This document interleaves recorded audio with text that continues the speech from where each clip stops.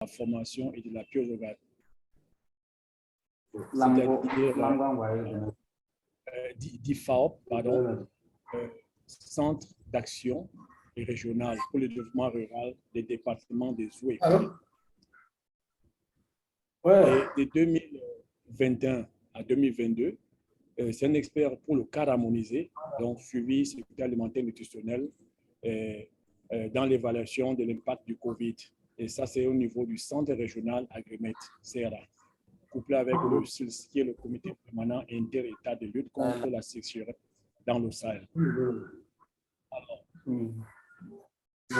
de 2018 à ce jour, il est collaborateur du programme alimentaire mondial sur divers sujets, notamment la participation au processus d'élaboration du projet Beyond-Croton, la participation à l'élaboration et la mise en œuvre de la stratégie d'approvisionnement des cantines scolaires, également la participation à l'organisation de l'enquête portant sur l'analyse globale de la vulnérabilité de la sécurité alimentaire nutritionnelle des systèmes alimentaires, AGV-SAN-SA. Voilà, c'est un peu ainsi qu'on peut résumer son profil. Et en termes d'expertise, donc si vous avez des besoins d'expertise, il a une formation niveau 2 depuis octobre 2021 sur l'outil cadre harmonisé. C'est vraiment la bonne personne qu'il fallait pour nous faire cette présentation-là.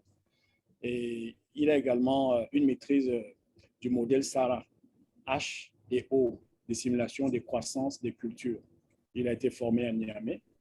Et il a également une expertise en méthodologie de calcul des bilans alimentaires.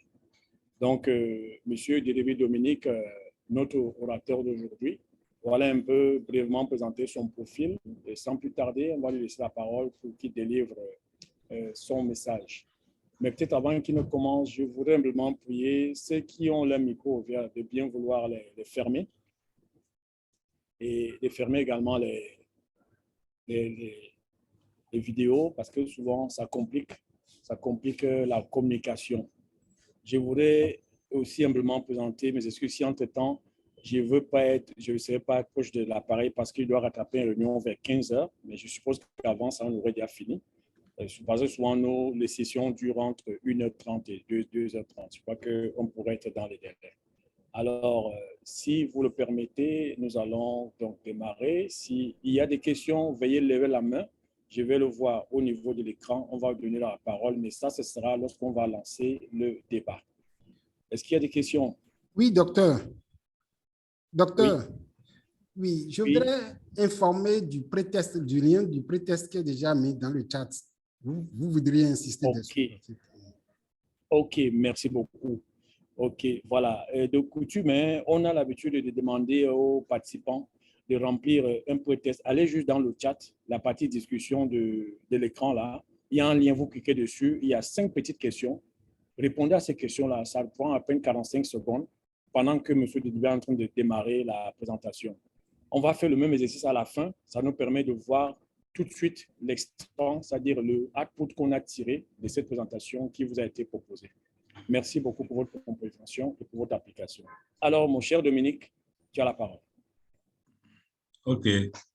Merci beaucoup, docteur Guy. Bonjour, chers participants, chers invités, chers collègues de la société civile. C'est un honneur pour nous, pour le MAEP et particulièrement pour la cellule technique de suivi et d'appui à la gestion de la sécurité alimentaire, de partager avec vous cet outil important qui a été implémenté au niveau de notre sous-région ouest-africaine et aussi au niveau du Sahel il y a de cela quelques années. Et notre collaboration avec M. Guy a été vraiment et est toujours fructueuse. Donc, c'est ça qui nous permet de partager cette connaissance avec vous. Je voudrais rappeler qu'il ne s'agit pas d'une formation en tant que telle. Disons, c'est une présentation sommaire de l'outil parce que pour suivre une formation sur le cadre harmonisé, il vous faut entre 1 semaine et 2 semaines. 2 semaines pour une formation complète, 1 semaine pour une formation partielle. Donc, vous convenez avec moi qu'en 1h, 1h30, on ne peut pas faire une formation, mais on va vous donner quand même l'essentiel sur l'outil et aussi présenter les résultats de l'analyse de mars passé. Donc, ceci étant, je m'en vais commencer la présentation. Alors, la présentation va suivre ce plan. On aura d'abord une brève présentation de la cellule, parce que tout le monde ne connaît pas la cellule. Et puis, nous allons faire un focus sur ce que nous entendons par système d'alerte précoce. Et en 3, on fait, disons, un aperçu sur le cadre harmonisé, en tout cas, des différents éléments qu'il faut connaître. Et en 4, nous allons vous présenter les résultats de mars 2022, les résultats de la dernière analyse. Et en 5, puisque nous sommes désormais des partenaires, nous allons vous présenter les besoins pour que ce dispositif puisse bien fonctionner. Alors, en termes de présentation de la cellule CT-SAXA, par définition, c'est la cellule technique de suivi et d'appui à la gestion de la sécurité alimentaire. Donc, c'est une cellule qui a été, disons, créée suite à la liquidation de l'ES-ONASA, de l'Office national d'appui à la sécurité alimentaire, que vous connaissez très bien. Donc, c'est suite à la liquidation de cet office qu'il a été jugé utile, suite à la demande des partenaires, de créer cette cellule afin de reprendre les fonctions résiduelles de l'ONASA, telles que les fonctions d'alerte précoce et les fonctions de veille.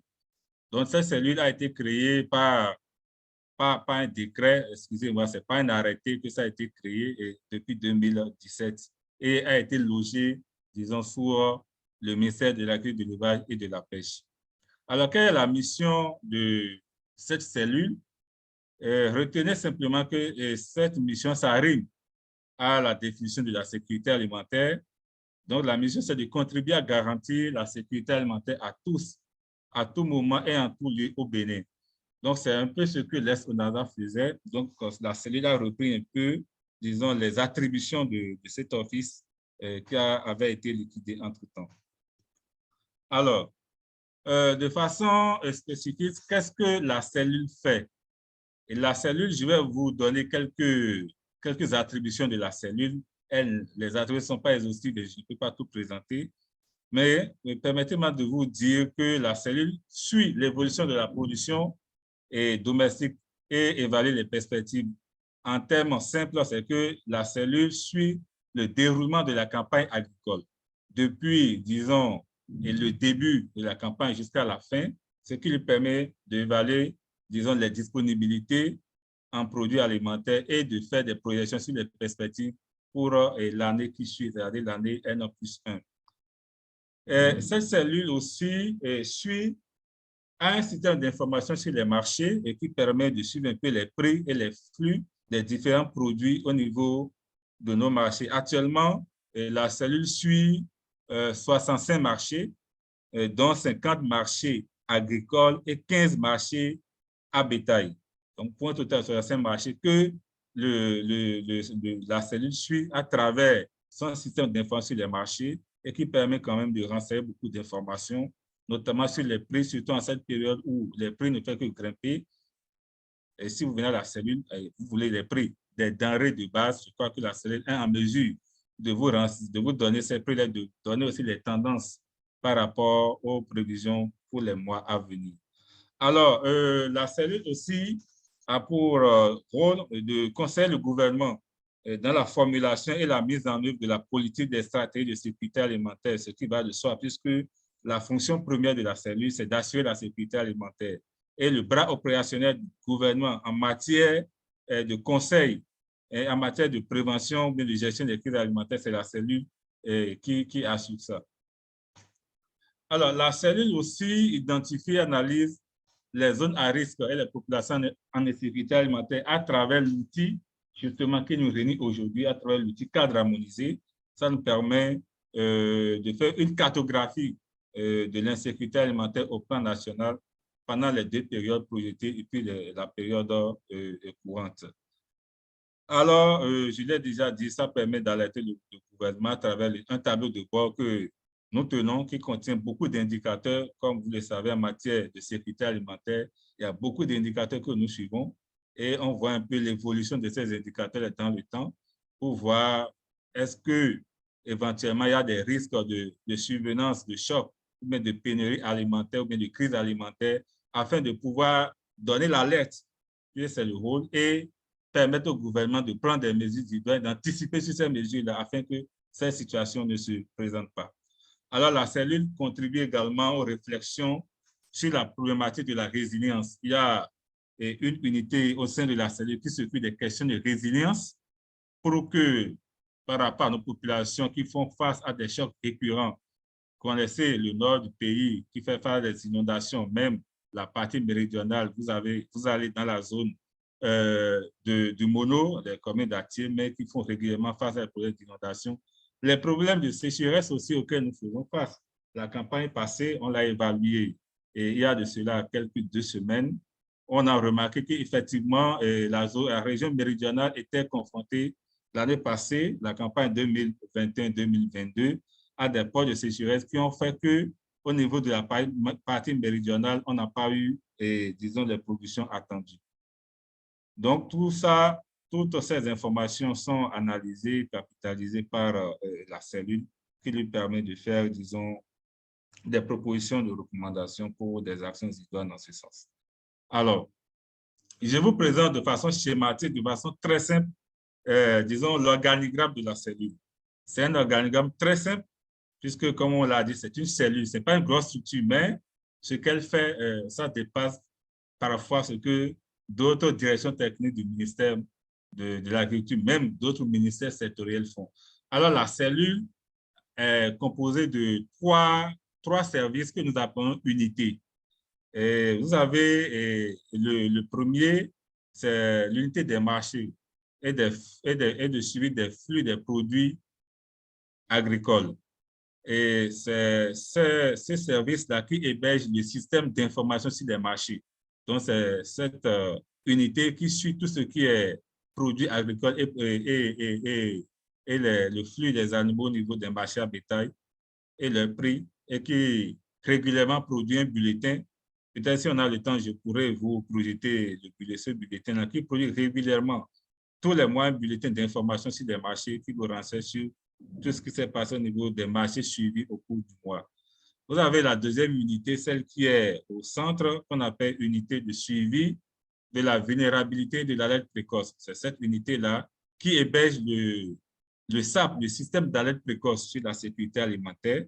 Et c'est cette unité qui fait les analyses avec le cadre harmonisé et d'autres outils implémentés au niveau de notre pays, tels que le MVAM, tels que le bilan alimentaire, ainsi de suite, qui sont des outils qui permettent d'anticiper sur les risques de pénurie ou bien de crise alimentaire. Vous avez la dernière unité, celle qui est à droite, qu'on appelle unité des programmes, des mesures de résilience. Donc, cette unité est chargée, disons, de recenser tout ce qui est choc au niveau de tous les départements, de toutes les communes, et de proposer des mesures pour pouvoir permettre aux populations d'être résilients par rapport à ces chocs-là.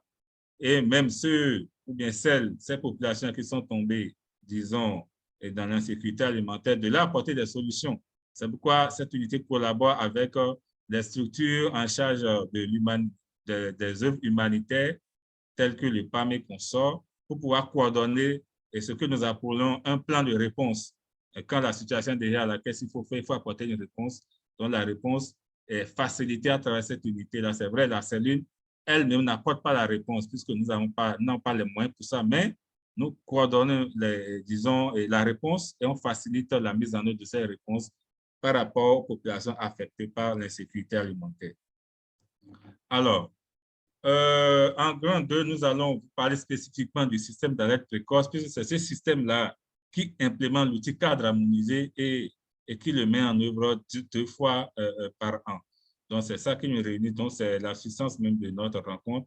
Alors, le système d'alerte précoce, comme vous le voyez dans ce qui est sous forme d'étoile là, est hébergé par l'unité de suivi de la vulnérabilité de l'alerte précoce. Donc, ce système d'alerte qu'on a appelé SAP, de façon, en tout cas, de façon simple, le SAP, comme tout le monde connaît le SAP, sa mission première, c'est de collecter les informations, les traiter, les analyser, les archiver pour donner des tendances en matière de sécurité alimentaire ou bien en matière de risque de survenance de crise ou de catastrophe. Et cela lui permet de prévenir ou bien de détecter à temps les signaux, disons, et annonciateurs d'une situation qui pourrait conduire à l'insécurité alimentaire. Donc, nous avons au niveau de ce système d'alerte précoce disons, deux maîtres mots, c'est d'alerter et d'alerter comment? D'alerter à temps. Donc, l'alerte doit être précoce. Donc, quand on dit système d'alerte précoce, c'est-à-dire pour pouvoir éviter la situation.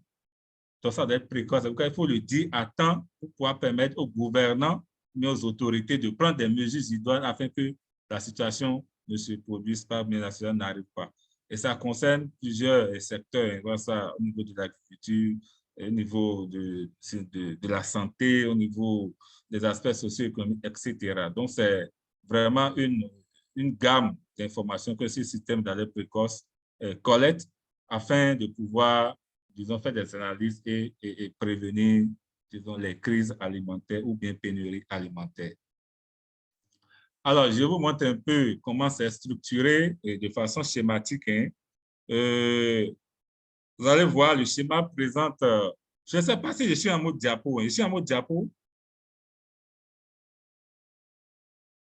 Allô?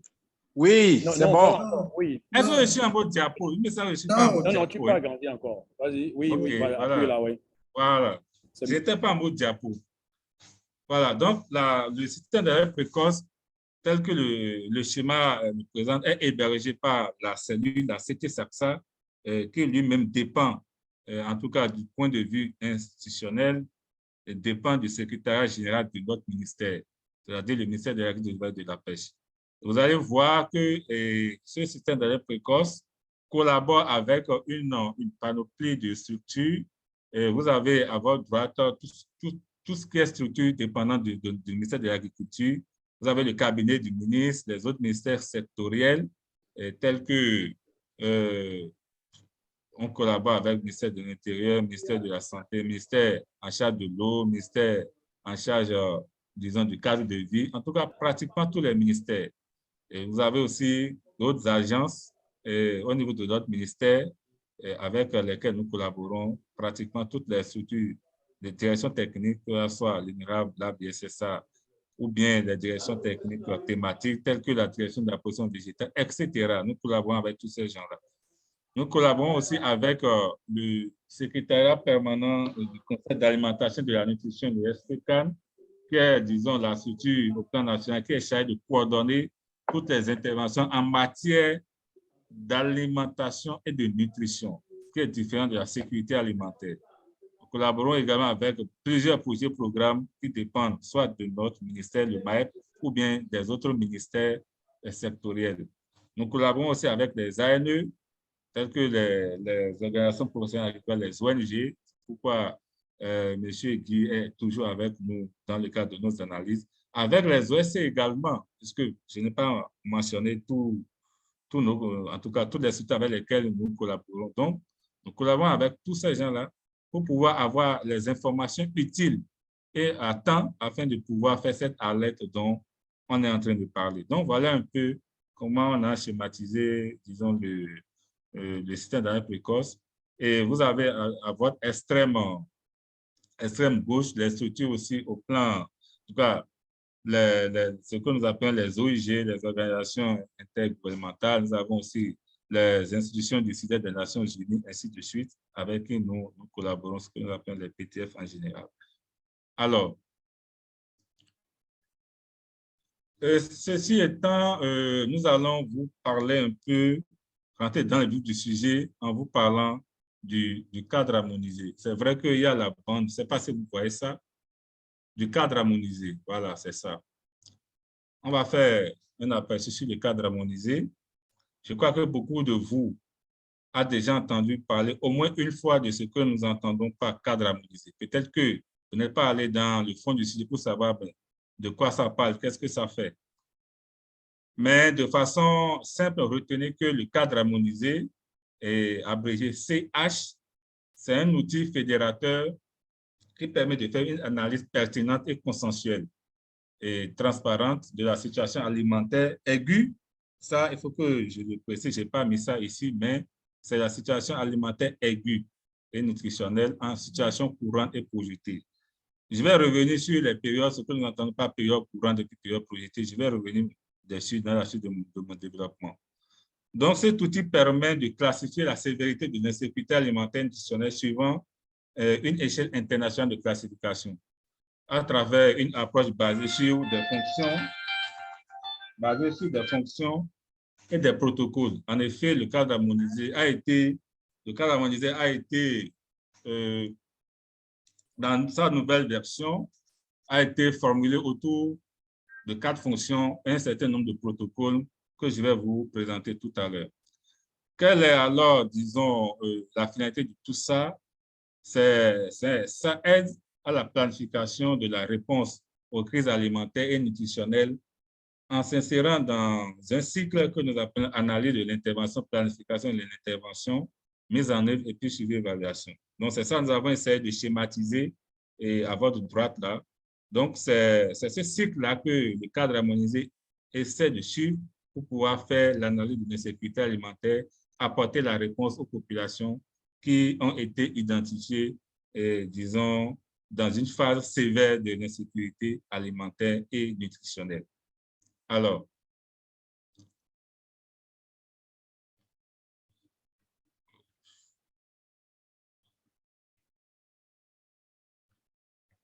là, ma machine est bloquée.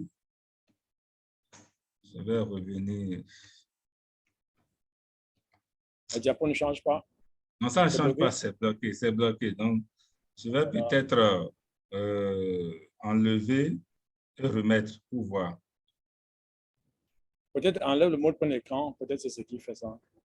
Oui, c'est ça, j'essaie d'enlever, mais même le mode plein écran, il refuse d'enlever ça. Bon, je viens. Je vais repartager.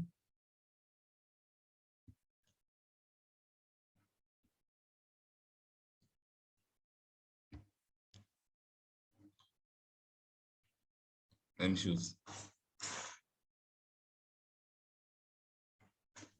C'est la même slide. Oui, tu avances un peu. Oui, c'est parti. Je vais repartager. Ça, j'ai fait tout à l'heure.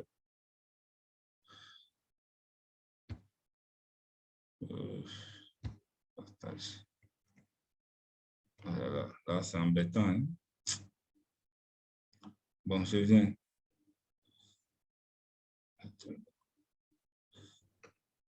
Ou bien, ce qu'on peut faire, si tu peux envoyer ça à Mathias, comme ça, il peut te partager. Mathias, c'est possible, non? Comme ça, envoie-lui ton mail dans le chat. Là, il t'envoie. Tu peux le faire, Dominique? Oui, oui, je vais faire un dernier essai pour voir si ça vient. Faire un dernier essai pour voir. Ouais. Mathias, en attendant, envoie-lui ton mail dans le chat. Comme ça, il peut, OK. il peut envoyer. C'est qui est arrivé la dernière fois quand on faisait pour la météo. OK. C'est bizarre. D'accord, je vais lui envoyer mon mail. Oui. Regarde, son mail est dans le chat. Oui, je suis en train d'envoyer mon mail aussi. Oui. Je lui envoie ça. C'est bizarre, c'est comme si ils ont bloqué. Voilà. Donc, Dominique, il t'a envoyé pour lui. Comme ça, tu peux lui écrire. Là, en répondant, il t'envoie. C'est bon maintenant? C'est bon? Oui, c'est bon maintenant. Oui. C'est bon maintenant, bon. voilà, c'est ça. OK, donc, on était ici. Alors, il y a des informations qu'il est important de savoir, c'est de connaître ce que le CH n'aime pas. Parce que beaucoup de personnes pensent que le CH, c'est un outil de collecte de données. Non, le CH n'est pas un outil de collecte de données. Ce n'est pas non plus un outil qui permet d'analyser la réponse. Et ce n'est pas non plus, comme on a l'habitude de dire, une boîte magique, c'est-à-dire une boule de cristal qui permet de répondre à une situation d'insécurité alimentaire. Le cadre, le CH, c'est simplement un outil qui permet de faire l'analyse de l'insécurité alimentaire aiguë. Donc, c'est ça qu'il faut retenir, l'analyse de l'insécurité alimentaire aiguë, avec des périodes qui ont été définies que je vais présenter par la suite. Alors, quel est son but? Le CH a pour but, comme je l'ai dit tantôt, d'aider à la prise de décision, surtout prendre des décisions de façon précoce, notamment pour apporter des réponses urgentes et appropriées à des situations difficiles qui seraient identifiées. Il permet alors de répondre aux questions fondamentales qui se posent aux décideurs en cas de crise alimentaire ou nutritionnelle. Alors, il y a certaines questions que les décideurs se posent pour savoir, mais quand il y a une situation de crise alimentaire, on se demande quel est le niveau de sévérité de la situation et combien de personnes sont touchées par cette situation et quand il faut intervenir pour pouvoir, disons, apporter la réponse à ces personnes et où faut-il intervenir en priorité, puisque vous savez que quand la situation est difficile, que ça touche un grand nombre de personnes, il faut établir une priorité. Donc, par où il faut commencer, le cadre harmonisé permet d'apporter des réponses à ces questions-là. Il permet aussi de savoir quels sont les facteurs déterminants et limitants. Les facteurs déterminants, c'est des facteurs qui sont liés aux dangers, aux vulnérabilités. Les dangers de vulnérabilité, c'est tel que, je l'ai dit tantôt, les cas d'inondation, les cas de sécheresse, les cas de flambée des prix. Actuellement, tout le monde parle de la hausse généralisée des prix des produits de base. Donc, le cadre harmonisé permet de connaître les facteurs, ces facteurs déterminants et limitants. Les facteurs limitants, c'est les facteurs qui sont liés aux 4 piliers de la sécurité alimentaire, c'est-à-dire en matière de disponibilité, est-ce qu'il y a assez de disponibilité pour pouvoir nourrir toute la population, en matière d'accessibilité, est-ce que les denrées sont accessibles à la population, l'utilisation, est-ce que les denrées présentent quand même une certaine qualité pour permettre une consommation adéquate aux populations sans altérer leur santé. Et enfin, les questions de stabilité, est-ce que tous les trois premiers piliers qui ont été identifiés, est-ce que comment ces piliers se comportent dans le temps et quelles sont les questions de stock que le pays a et quelle est la durée de ces stocks-là pour pouvoir permettre d'assurer la sécurité alimentaire. Et aussi, ça permet de savoir, bon, s'il faut intervenir et pour qui il faut le faire et avec quelle action, avec quels moyens il faut intervenir. Donc, le cadre harmonisé permet de répondre à ces 6 questions-là pour pouvoir apporter la réponse. Alors, bon.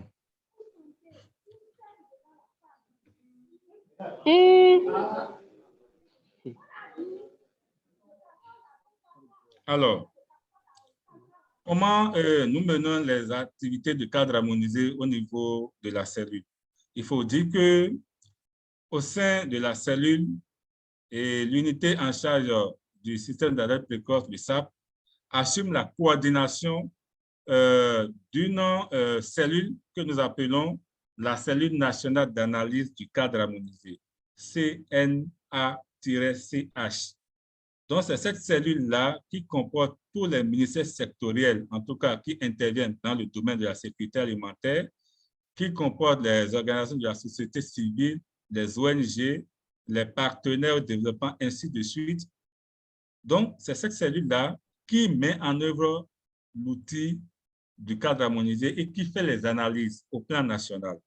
Bien sûr, la cellule, à travers le système d'alerte précoce, coordonne les activités de cette cellule-là pour pouvoir faire les analyses. Alors, pour pouvoir faire l'analyse, il faut qu'on s'assure qu'il y ait une bonne représentativité de toutes ces structures-là. C'est pourquoi la matrice que vous voyez là, cette matrice-là permet de s'assurer que nous avons une bonne représentativité pour pouvoir conduire une analyse dont les résultats seront acceptés par tous. Vous allez voir, au niveau de la ligne, on met les services gouvernementaux. Est-ce qu'il y en a? Les ONG nationales, les organisations des producteurs, les privés, est-ce qu'il y en a? Les ONG internationales, est-ce qu'il y en a? Les agents du système des Nations Unies, est-ce qu'il y en a? Autres organismes techniques spécialisés, est-ce qu'il y en a? Et à travers des domaines d'expertise qui sont en colonne, est-ce qu'il y en a en ce qui concerne la sécurité alimentaire ou bien les moyens d'existence? Est-ce qu'il y en a en matière de nutrition? Est-ce qu'il y en a dans le système d'information sur les marchés? Est-ce qu'il y en a dans le domaine de l'agriculture, de l'élevage? Est-ce qu'il y a des structures en charge de la météo et du climat? Est-ce qu'il y a des structures de la santé? Est-ce qu'il y a des structures qui s'occupent du WASH? Est-ce qu'il y a des structures qui s'occupent des aspects genre, de la statistique, de la protection civile, et ainsi de suite? Donc, ces cellules-là doivent veiller à ce que la configuration des structures qui sont appelées pour faire l'analyse reflète un peu la réalité afin que les conclusions de la puissent être acceptées par tous. Alors, je parlais tantôt du cycle d'analyse, on y est. Retenez simplement que l'analyse cadre harmonisé s'insère dans un dispositif que nous appelons PREGEC. C'est le dispositif de prévention et de gestion des crises alimentaires. C'est un dispositif qui est logé au niveau régional et qui tient régulièrement des réunions pour pouvoir analyser l'état de l'insécurité alimentaire au plan national. Alors, la première réunion que ce dispositif suit, c'est déjà en juin. Et la première réunion, le numéro 1, c'est en juin. Et ce dispositif permet de faire une concertation restreinte des partenaires régionaux. Là, cette réunion concerne uniquement les partenaires régionaux pour pouvoir donner déjà les tendances et aussi voir au niveau de la campagne, comment la campagne s'est préparée et quels sont les objectifs qui ont été fixés. La deuxième réunion, c'est le numéro 2, et ça se tient généralement en septembre, et c'est une concertation technique qui permet de voir un peu, puisque la campagne a déjà démarré, aussi bien dans les pays côtiers que dans les pays sahéliens. Donc, c'est de voir un peu quelles sont les premières tendances qui se dégagent. Donc, cette réunion permet de voir les premières tendances qui se dégagent en matière de déroulement de la campagne. Et ça, c'était généralement en septembre.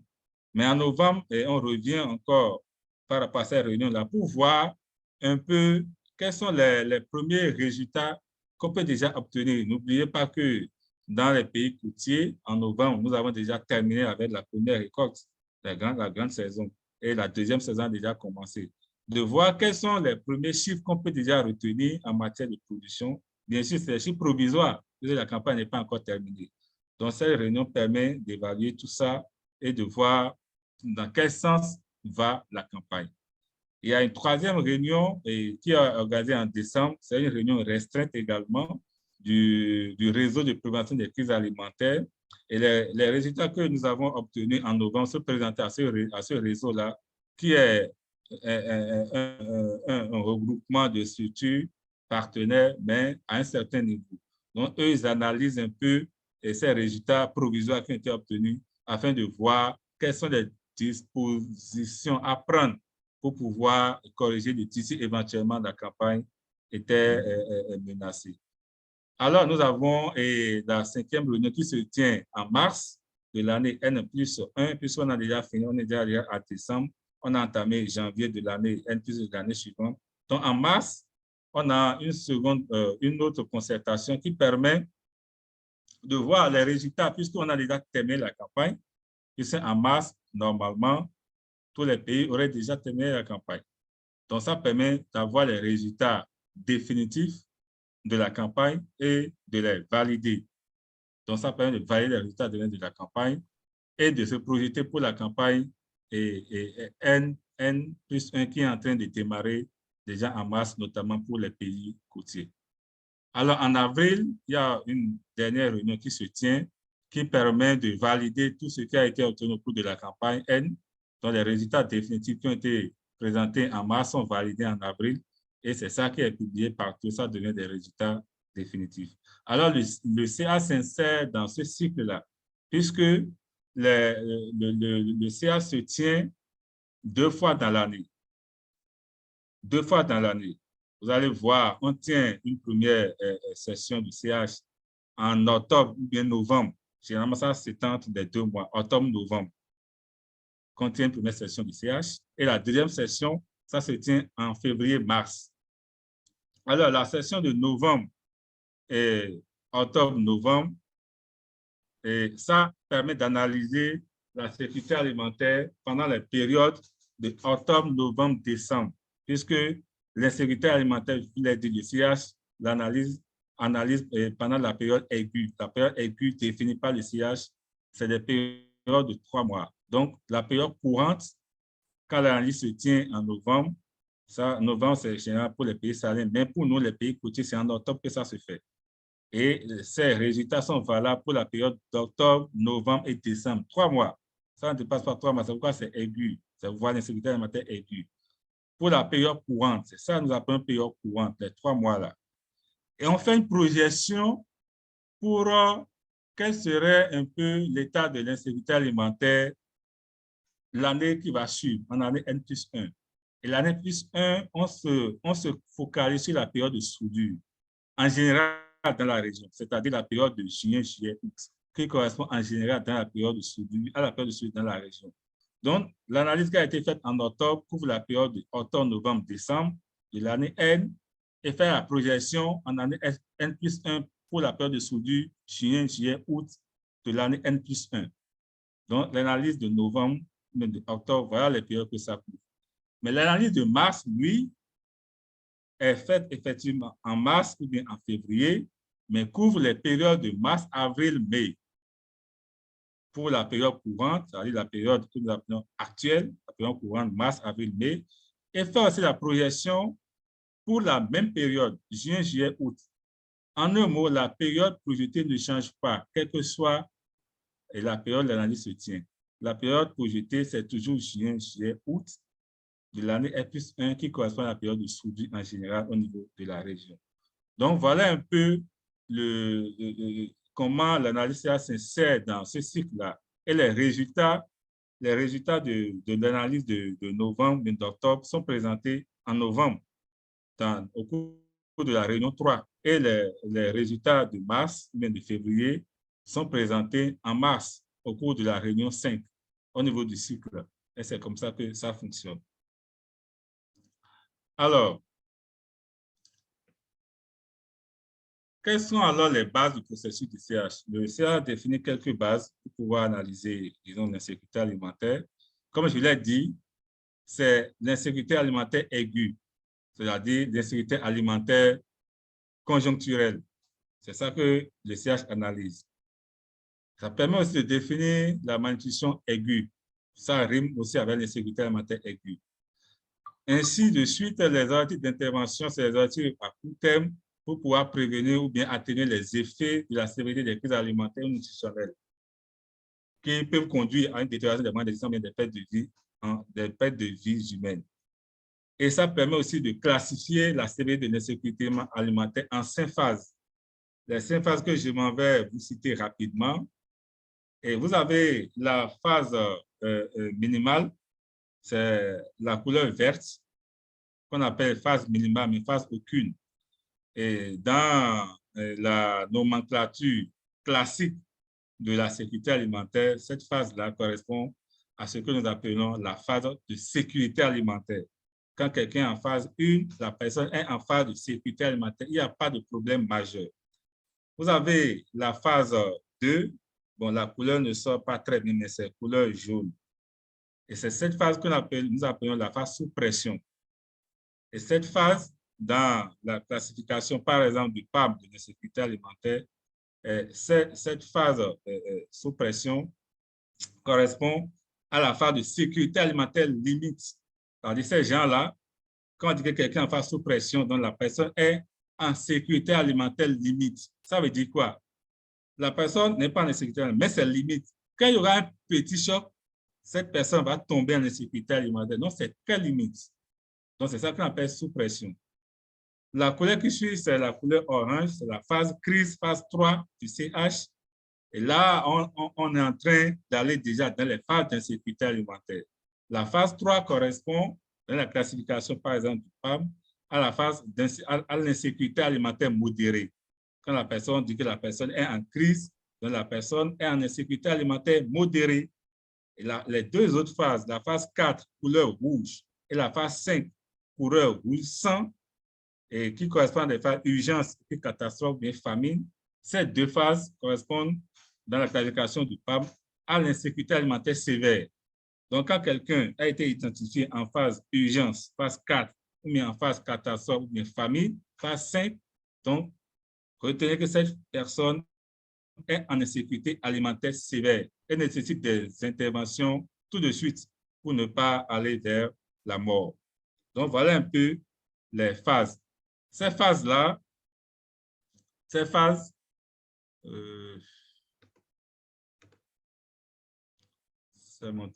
ont été ici, dans ce slide. Ces phases ont été décrites. Je ne vais pas les lire, je vais partager le diapo avec vous. Après, vous allez voir la description de chaque phase à quoi ça correspond et quels sont les objectifs d'intervention. C'est ça qui est la deuxième ligne.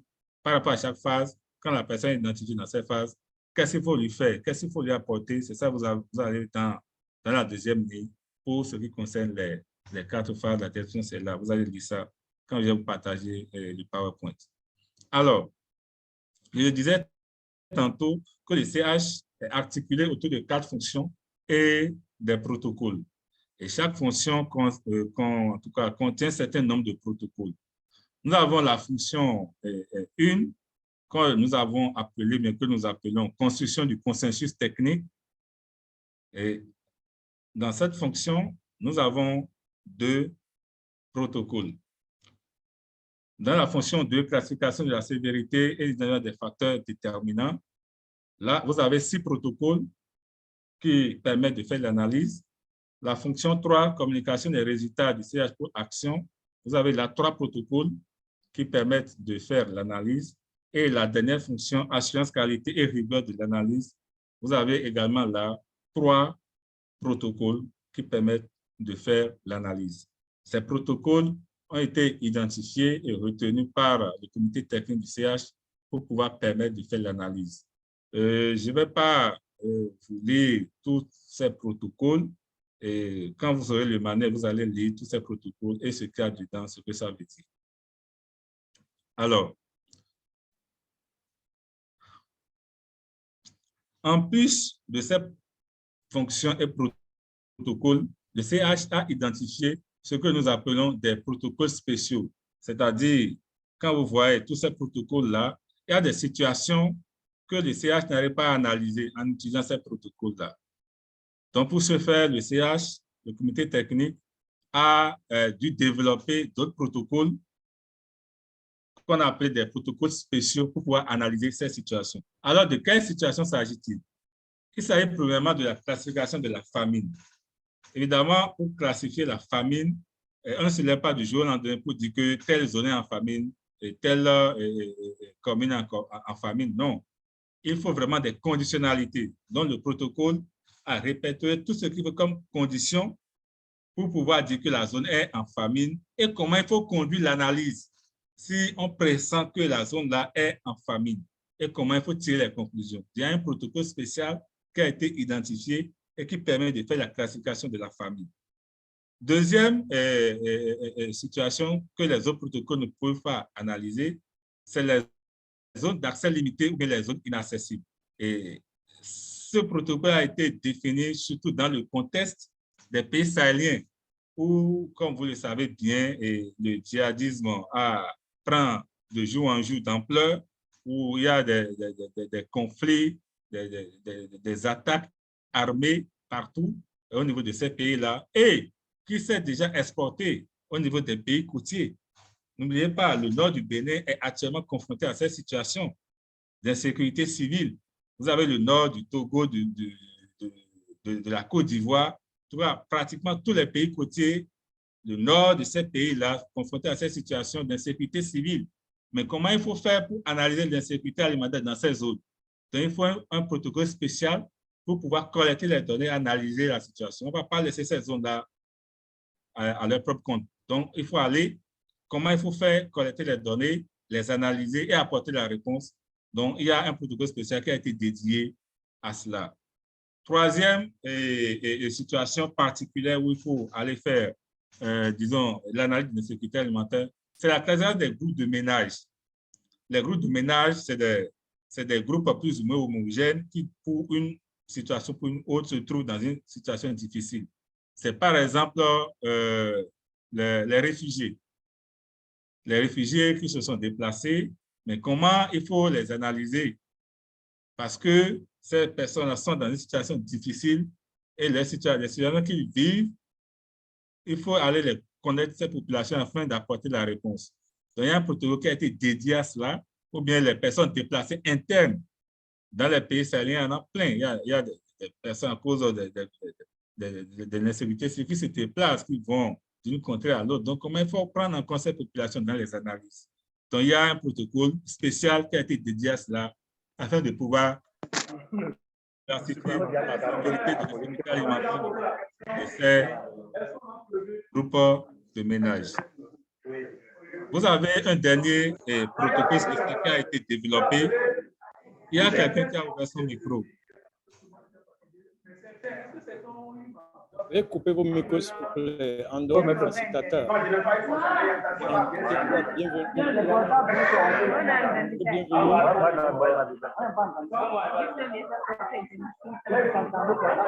Bienvenue. Mathias, tu peux couper son micro, s'il te plaît. Il n'y a pas Wi-Fi.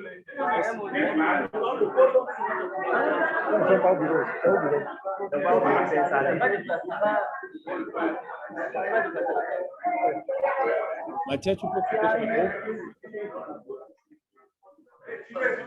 Merci.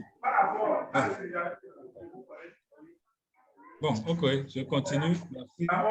Bon, oui. Bon, je vais continuer quand même. Je disais tantôt... Mathias, s'il te plaît, ton micro. N'arrive pas.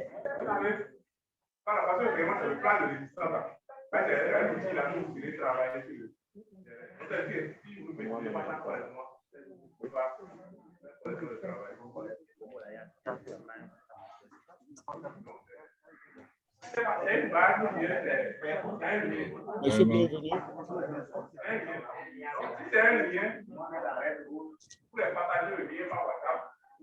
Allô, Mathias?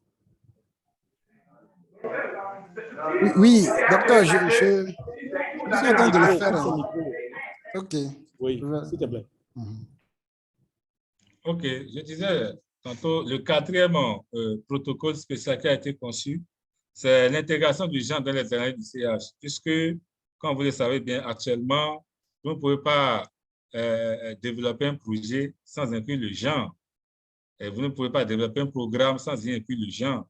Donc, le CH a pris en compte cette préoccupation et dit, bon, si nous faisons des analyses de l'insécurité alimentaire, il va falloir qu'on intègre la dimension genre dans les analyses afin de savoir de façon spécifique vers quel groupe il faut aller. Les groupes les plus défavorisés, la question des femmes, tout ça, il faut qu'on y aille pour savoir quelles sont les préoccupations, comment l'insécurité les a touchés pour pouvoir apporter la réponse. Alors, voilà un peu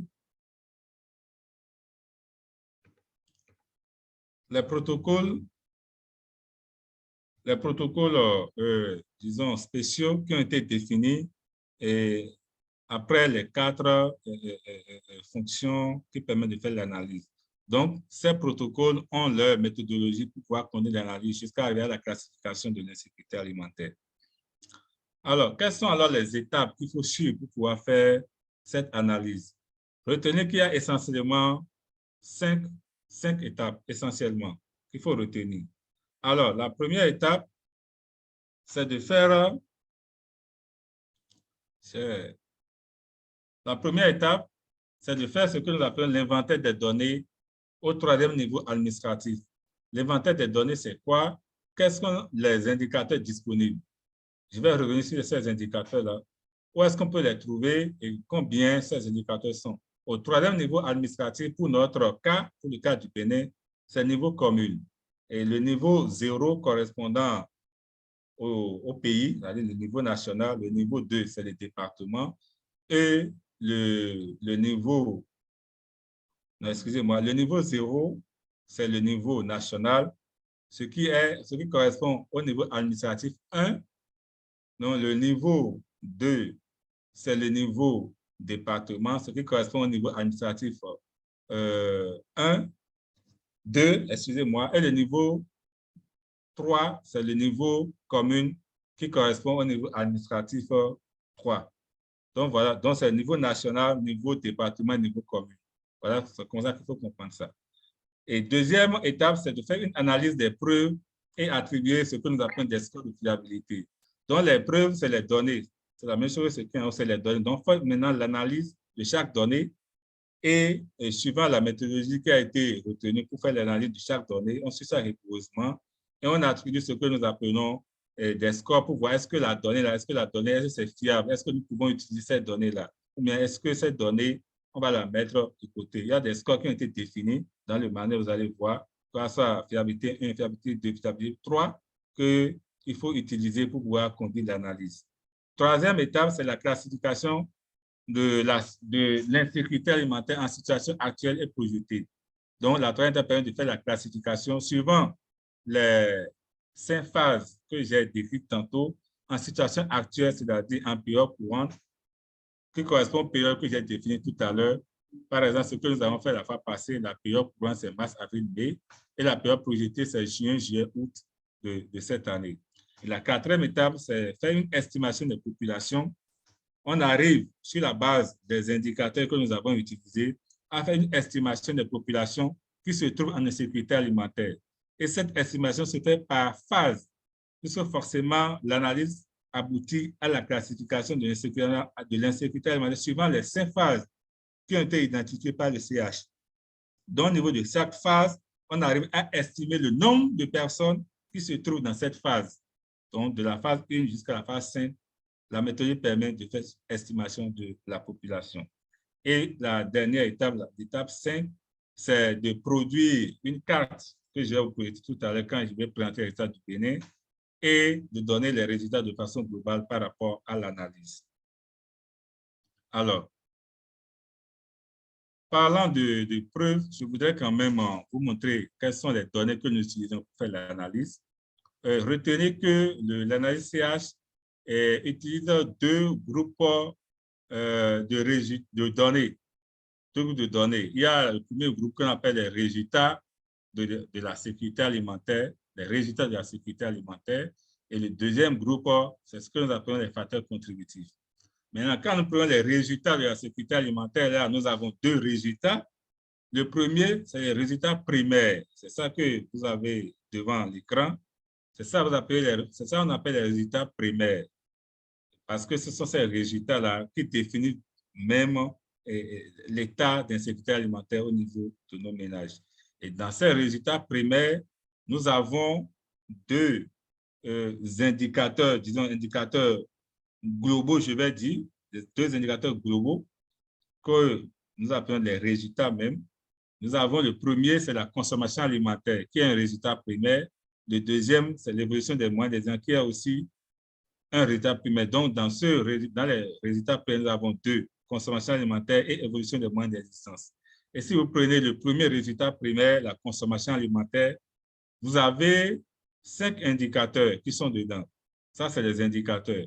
Vous avez le score de consommation alimentaire, le score de diversité alimentaire des ménages, l'échelle de faim des ménages, l'indice réduit des stratégies d'adaptation. Ça, ce sont des stratégies qui sont basées sur l'alimentation d'indice réduit. Et nous avons le HA, qui est un indicateur qui se calcule à travers une enquête que nous appelons les enquêtes analyses de l'économie des ménages, et que lui, à son tour, comporte 2 sous-indicateurs, c'est-à-dire le déficit de survie et le déficit de protection des moyens d'existence. Donc voilà, de façon schématisée, les 5 indicateurs que nous retrouvons dans le résultat primaire consommation alimentaire. Et les 5 résultats, les 5 indicateurs que je viens de citer sont appelés des preuves directes, c'est-à-dire des indicateurs directs, c'est-à-dire des indicateurs qui sont mesurés directement à travers une enquête.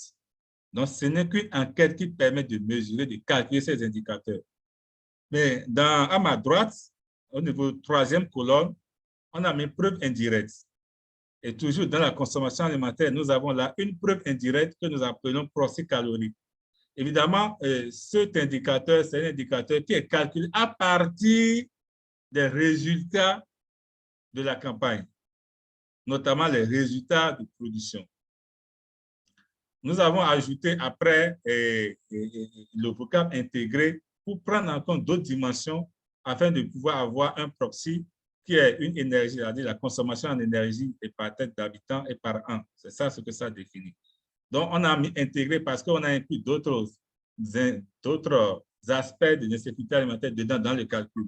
C'est pourquoi on l'a appelé maintenant intégré. Donc, mais comme c'est des données recalculées, donc ça devient un indicateur indirect. C'est pourquoi on l'a mis dans. C'est une preuve indirecte. L'analyse permet de l'utiliser si on n'a aucun indicateur, si on n'a aucune preuve directe. L'analyse permet de l'utiliser, mais sous certaines conditions, peut-être qu'on va revenir là-dessus. Donc ça, c'est ce qui concerne le premier résultat primaire. Le deuxième résultat primaire, c'est l'évolution des moyens d'existence. Et ça, ce résultat comporte un seul indicateur, c'est la faiblesse de ce résultat. Il comporte un seul indicateur représenté par les stratégies d'adaptation basées sur les moyens d'existence. Donc, les stratégies de crise, les stratégies de stress, les stratégies d'urgence.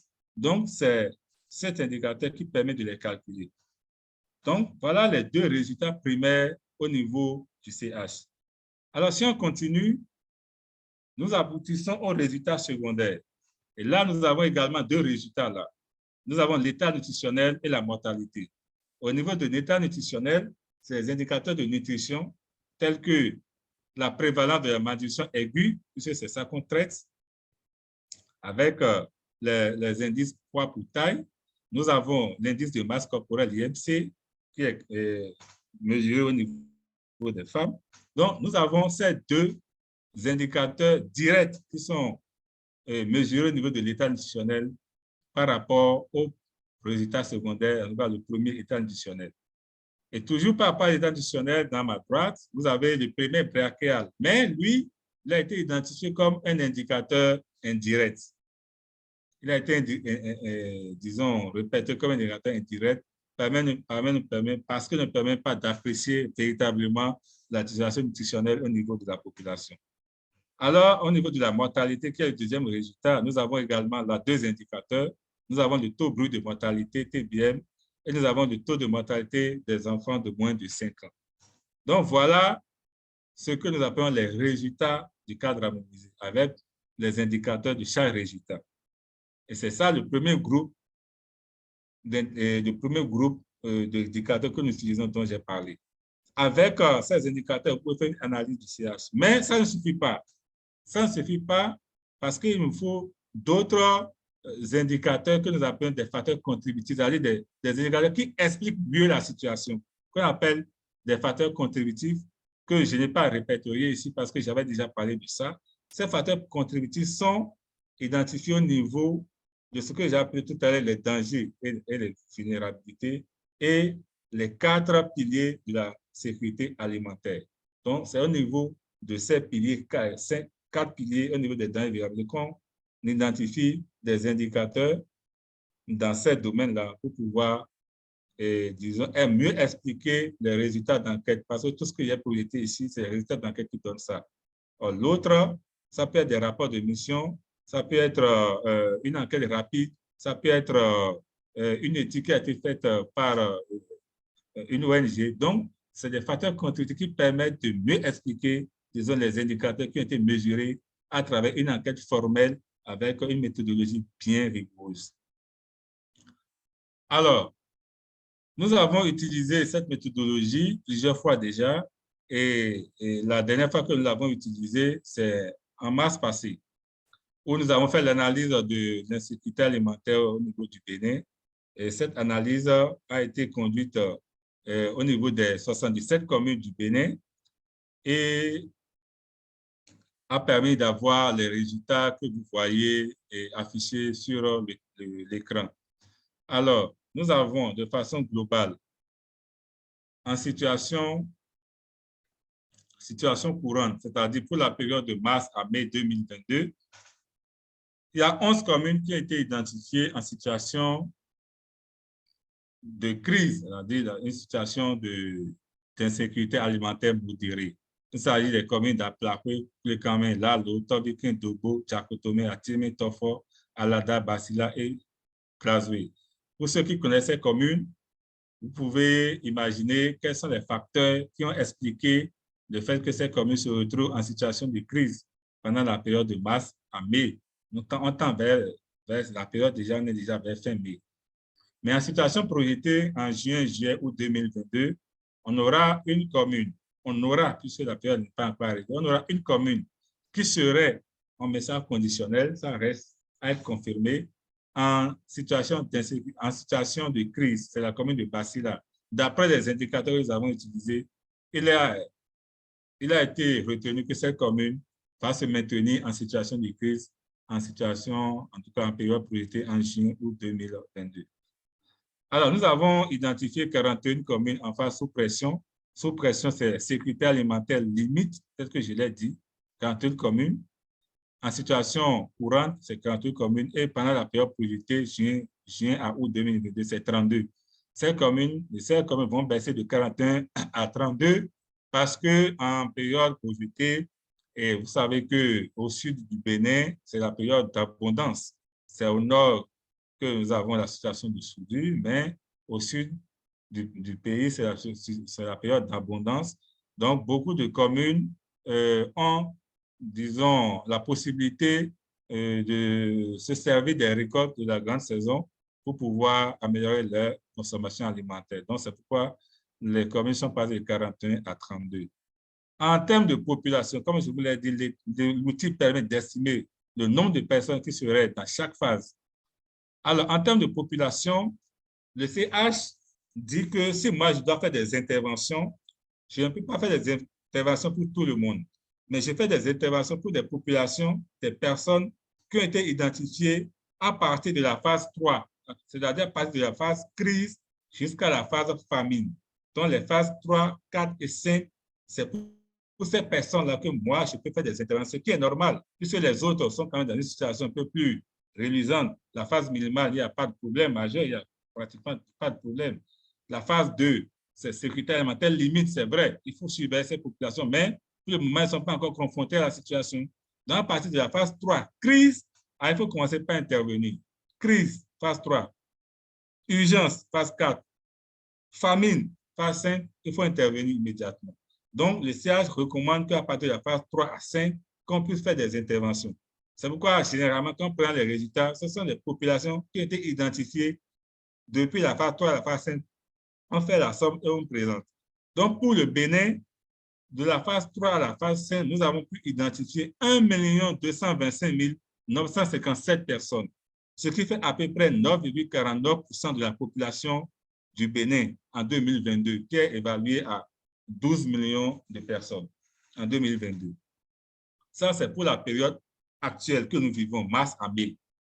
Mais quand on va tendre vers la période de juin à août, la période projetée, cette population va baisser à 830 000 personnes à cause de ce que j'ai dit tout à l'heure, puisque l'essentiel de la récolte au sud serait déjà sur le marché. Donc, beaucoup de personnes au sud, même à travers des flux, certaines personnes au nord aussi pourraient accéder à des denrées et pourraient améliorer leur consommation alimentaire. Donc, le pourcentage va tomber à 6,42. Ce qui n'est pas négligeable aussi, 800 000 personnes, ce n'est pas petit et qu'il faut assister au cours de cette période-là.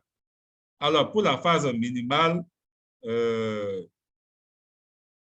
pour la phase, non, j'en viens, la phase sous pression, c'est-à-dire sécurité alimentaire limite, c'est 2 757 470 personnes en situation actuelle et en situation projetée, la population passerait à 2 318 231.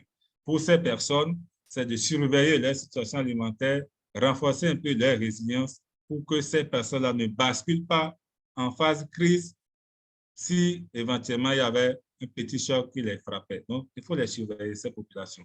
Donc, voilà de façon globale les résultats que nous avons obtenus. Pour la phase minimale, il suffit de faire la différence, mais comme pour ces phases, comme je l'ai dit, il n'y a pas d'intervention qu'il faut faire, donc on n'affiche pas ces résultats. Vous allez les voir de façon globale dans les tableaux. Alors, de façon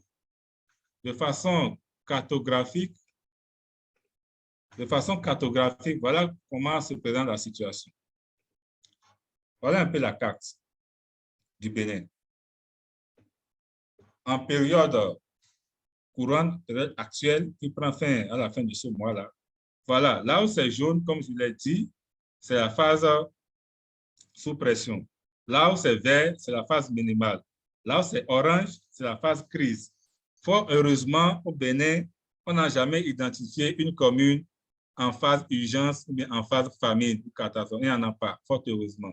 Mais c'est une carte, moi, qui ne me plaît pas du tout parce que les années antérieures, vous voyez la carte du Bénin, pratiquement tout est en vert. Vous pouvez avoir quelques communes au nord qui se retrouvent en jaune, mais il n'y en a pas beaucoup. Mais pour la première fois, depuis que l'analyse CH se conduit au Bénin, ça fait déjà, depuis 2014 qu'on a commencé, près d'une dizaine d'années. C'est la première fois que moi je vois une carte comme ça.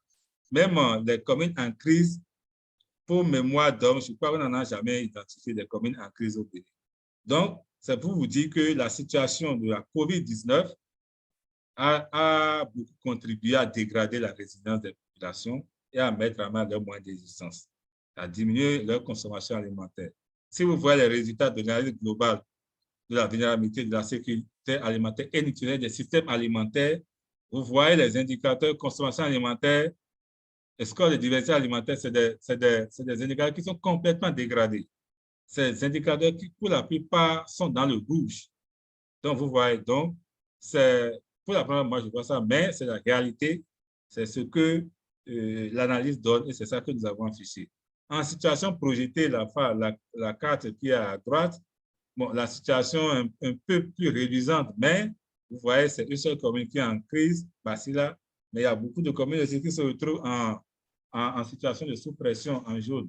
Est-ce que vous voyez? Donc, cette situation nous interpelle, nous tous, sur comment nous allons faire pour pouvoir inverser cette tendance d'insécurité alimentaire qui est en train de se dessiner, de se profiler. Et ça, c'est exacerbé par la crise russo-ukrainienne en cours actuellement, qui a fait que les denrées importées, les prix flambent, le blé que nous importons, on n'en parle plus, les carburants, les frais, tout ça là, les engrais dont nous avons besoin pour pouvoir faire l'agriculture, le prix à un niveau impossible. Si ce n'est pas que le gouvernement a pris des mesures de subventionner, je me demande si cette campagne, si on pouvait produire, si les populations ont de l'argent pour s'acheter l'engrais. Heureusement que le gouvernement a pris la mesure des choses et a subventionné l'engrais que les esprits malins sont en train déjà de vouloir exporter vers d'autres pays.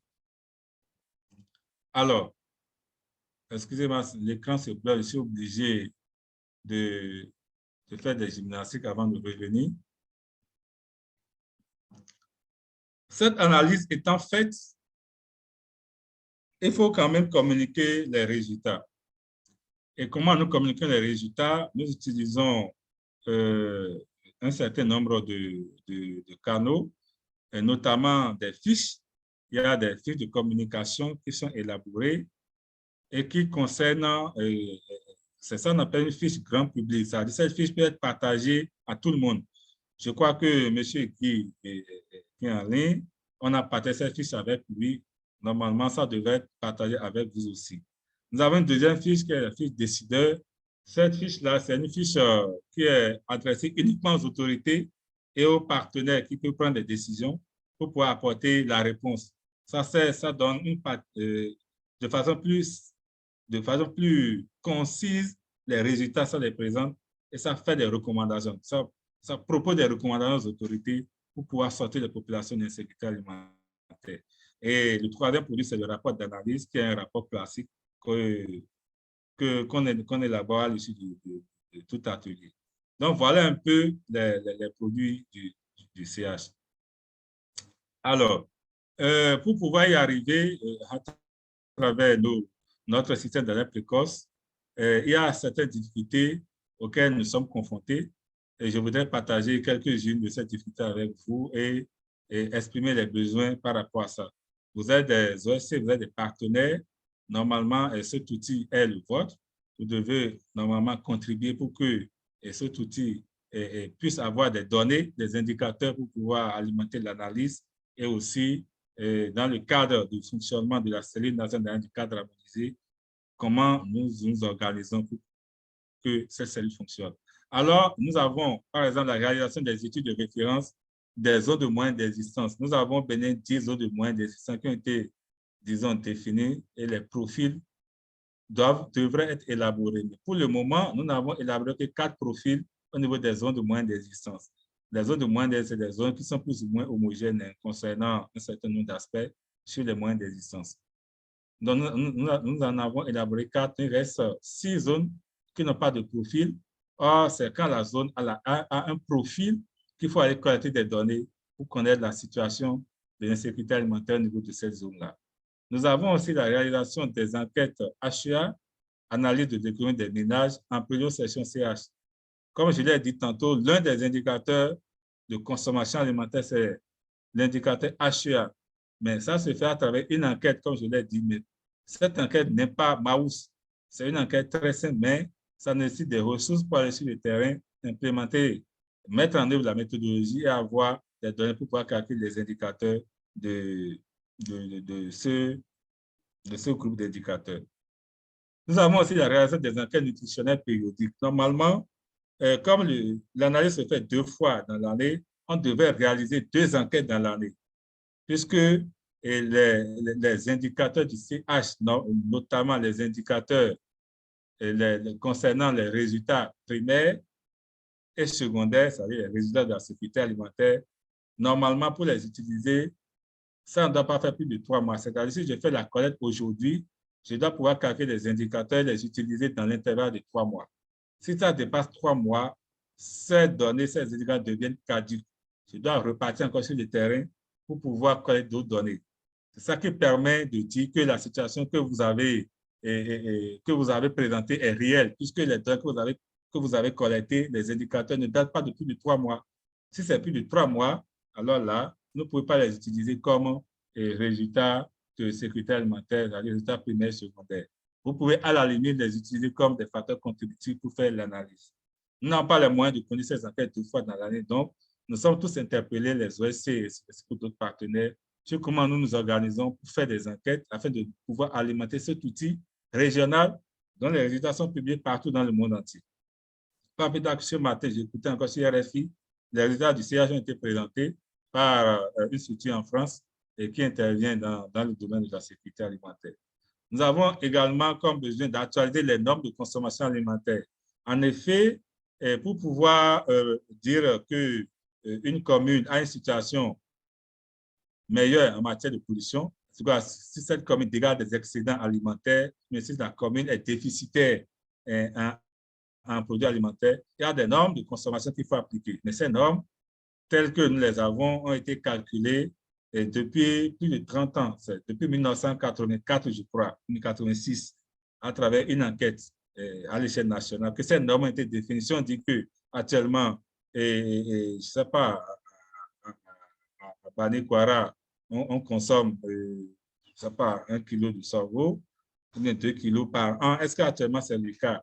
Quand vous savez que les habitudes alimentaires ont déjà changé. Si on dit que en milieu rural, on ne consommait pas le riz, mais actuellement, le riz est consommé partout. Donc, les normes qui avaient été définies pour le riz, par exemple, dans les communes rurales, ces normes sont dépassées. Puis le riz se consomme pratiquement tous les jours, même dans les villages. Donc, il faut actualiser pour pouvoir avoir une physionomie réelle de la situation en matière de bilan. C'est surtout faire les bilans céréaliers, les bilans alimentaires que nous avons besoin de ces normes-là. Voilà, chers partenaires, ça a été un peu plus long, mais comme je l'ai dit, l'outil, pour pouvoir l'expliquer de bout en bout, il vous faut 1 semaine, 2 semaines et 8 heures de travail par jour pour pouvoir le faire. Donc, c'est de façon à ramasser ce que je peux partager avec vous. Si vous le permettez, je peux rapidement vous présenter les fiches de communication dont j'ai parlé tout à l'heure. Je vais voir, j'ai ici, voilà, la fiche de communication. Voilà comment ça se présente, la fiche de communication. Donc, qui présente les résultats. Il y a une partie contexte de l'analyse qui est présentée, contexte de l'analyse. On décrit un peu quels sont les contextes dans lesquels l'analyse a été conduite en matière de situation agricole, situation pastorale, disponibilité alimentaire, accessibilité, conditions d'utilisation des aliments, y compris l'eau. Et après, on affiche la carte en période courante et en période projetée, les 2 cartes, on affiche. Et après, troisième partie, on présente maintenant les résultats. Par période, situation courante, on présente. Situation projetée, on présente également les résultats. Et après, on fait un tableau synthèse. Là, vous avez, comme je l'ai dit, que l'estimation des populations se fait dans chaque phase. Ce tableau vous donne, au niveau de chaque département, au niveau de la première globale des départements, la population totale de chaque département, et vous avez les 5 phases. Et quel est le nombre de personnes qu'on retrouve dans chaque département et dans chaque phase. Vous avez ça. Il faut dire que ce tableau a été consolidé. C'est un tableau plus grand que ça qui présente les résultats par commune. Donc, c'est dans chaque commune, on a la population qui est identifiée dans chaque phase. Mais pour les besoins de synthèse, on fait la synthèse et puis on met ça par département, qu'on présente dans la fiche de communication. Et en rouge, dans la dernière colonne en rouge, c'est les populations qu'il faut assister. C'est ça que je disais tout à l'heure. Donc, en rouge, c'est le nombre de populations qu'il faut assister. Donc, pour cette période courante de mars à mai, c'est 1 225 000, tel que je disais tantôt. Donc, c'est ces personnes-là qu'il faut assister pendant cette période-là. Et courante, pour la période politique, vous avez le même tableau avec le nombre de personnes en insécurité alimentaire, phase 3, phase 5, chaque fois que c'est là. Et enfin, vous avez la méthodologie et la difficulté de l'analyse qui sont retracées dans cette partie au niveau de la fiche de communication. Vous avez ici, ça c'est un calendrier saisonnier. Bon, ça c'est un calendrier qui a été élaboré quand on faisait l'étude, on établissait le profil de référence des zones de moyenne d'existence. Bon, normalement, ces calendriers ne changent pas trop, mais normalement, tous les 5 ans, on doit pouvoir actualiser le calendrier saisonnier au niveau de ces zones de moyenne d'existence. Et nous finissons par les recommandations à l'endroit de détail, à l'endroit de sites également, et les contacts. Donc, voilà un peu la fiche de communication, comment ça se présente. Je vais vous présenter rapidement la fiche décideur dont je parlais tantôt. La fiche décideur. Voilà comment ça se présente. La fiche décideur, comme je l'ai dit, c'est adressé aux autorités. Cette fiche n'est pas accessible à tout le monde, c'est adressé aux autorités. Donc, c'est de façon simple, de façon concise, on présente la fiche avec les populations en insécurité alimentaire pour les 2 phases. Et on retrace maintenant les communes les plus affectées. Donc ici, on a retracé les communes les plus affectées, aussi bien en situation courante qu'en situation projetée. Ce qui permet à l'autorité d'avoir une vue globale de ces communes-là et un zoom sur ces communes qui sont les plus affectées. Ensuite, il y a les faits saillants qu'on présente, c'est-à-dire quelles sont les conditions dans lesquelles l'analyse a été déroulée. Généralement, c'est les résultats de la campagne qu'on présente dans la matière de production. Après, on affiche la carte pour permettre à l'autorité de voir quelle est la physionomie du pays et quelles sont les communes. Là, ça lui permet de voir directement les communes qui sont dans des situations difficiles. Et après, on fait un résumé de la situation, on présente les résultats en situation courante et projetée, mais sous forme de résumé. On n'écrit pas beaucoup, on donne les principaux chiffres, c'est ça qu'on fait. Et on explique un peu pourquoi la situation d'insécurité alimentaire au niveau de ces communes-là.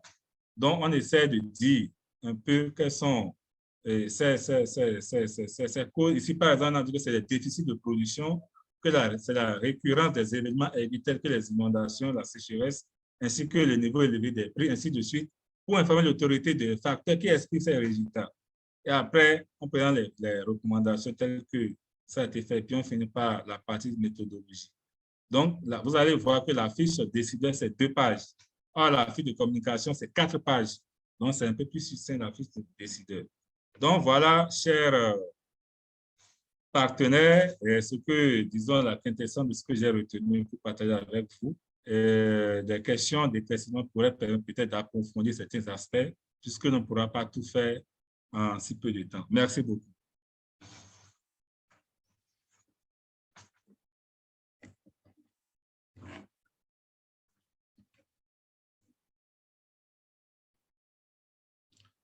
Allô?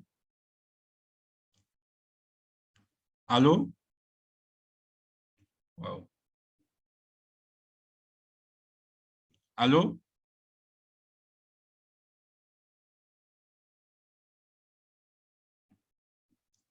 Allô?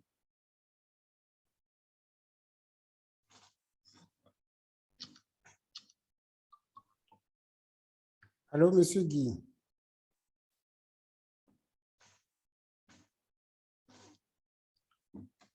Ah. Allô? Oui, allô? Oui, je pensais que j'étais seul. Non, nous sommes tous avec vous. Certainement OK, que d'accord. en même temps, j'avais coupé le micro à tout le monde. Quelqu'un dit nos micros sont bloqués. Oui, oui, oui. Je veux remettre ça maintenant. OK.